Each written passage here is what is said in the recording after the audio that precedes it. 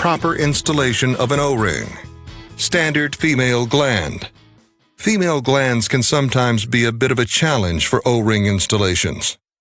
But keep these tips in mind, and you should have success. For initial installation, don't use lubricant. The idea is to have the gland grab the O-ring while you push the remaining portion of the seal in place. Use an O-ring installation tool. Many female glands are in extremely tight spaces. An O-ring installation tool can help you secure the seal into place and won't damage the seal.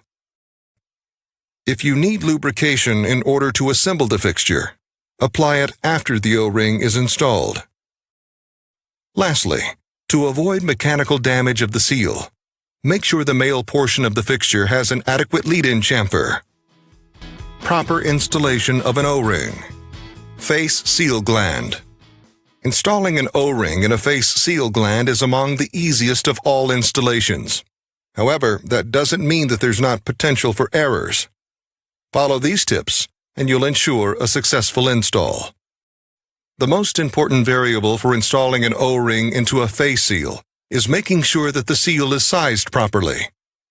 Refer to the O-ring handbook or consult a Parker applications engineer for assistance in sizing O-rings to face seal glands. If the O-ring is too small, once installed, it will potentially walk up the sidewalls of the gland and become pinched when the mating faces meet. If the O-ring is too large, you can end up with a loop at one point on the O-ring, which can cause the seal to jump up out of the groove or buckle over when the mating face compresses it. Both actions can and likely will damage the O-ring. Last, when bolting or clamping the mating faces together, make sure to use a star pattern in order to achieve equal compression on all points of the seal. Proper installation of an O-ring. Full and half dovetails.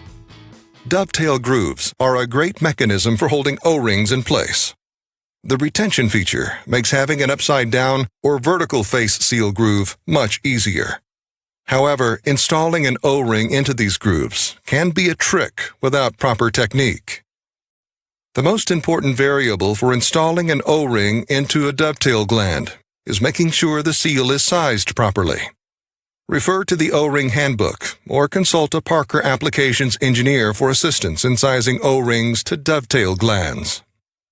Start by directly aligning the O-ring with the gland. Then, push the O-ring into the gland at points that are 180 degrees apart from one another. Once one section is inserted, move to the midpoint of the uninstalled area, and once again pushing at points 180 degrees apart from one another, insert the next section. Do this until the O-ring is completely seated into the gland. Failure to size the O-ring properly for the gland, or install a properly sized O-ring incorrectly, can cause the O-ring to loop or buckle in one section.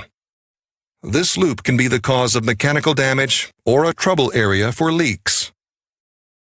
Last, when bolting or clamping the mating faces together, make sure to use a star pattern in order to achieve equal compression on all points of the seal. Proper installation of an O-ring. Standard male gland. Typically, when installing an O-ring into a standard male gland, the process is pretty straightforward. Guide the O-ring along the shaft until you reach the gland to where it snaps into place. Sounds simple enough, but here's some tips on exactly what to do and not to do. If it's required for the seal to pass over threads, try to cover the threads as fully as possible. If an O-ring is slid or pushed over threads, there is potential for the rubber to be cut, rendering the seal useless. A light layer of lubrication can also aid with passing over threads. Though it may seem like the easier way to get the O-ring installed, make sure not to roll the O-ring down the shaft. Doing so will ensure that the O-ring is not installed in a spiraled state. Spiral wound O-rings can lead to premature mechanical damage and/or leakage. Once again, a light film of lubrication can assist in avoiding rolling the O-ring. Lastly, when assembling the fixture, make sure the female portion has a radius on the corners and a lead in the chamfer. This will help avoid mechanical damage to the seal upon assembly. For more information, refer to the Parker O-ring Handbook.